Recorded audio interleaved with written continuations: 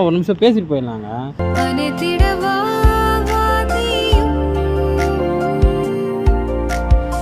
என்ன இது?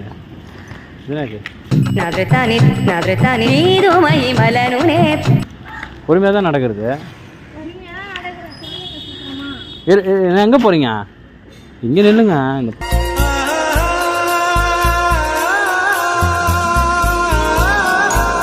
இல்லை சொல்லுங்கள். இப்போ நான் வந்து நோவித்திங் சொல்லிட்டீங்கன்னா அதுக்கேற்ற மாதிரி.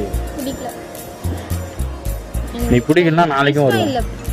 நாளைக்கும் வருவேன். நாளைக்கு நீங்களாம் வரவே மாட்டேன். நீங்கள் இருக்கீங்கன்னு தெரிஞ்சுச்சுன்னா நான் இங்கெல்லாம் வரவே மாட்டேன்.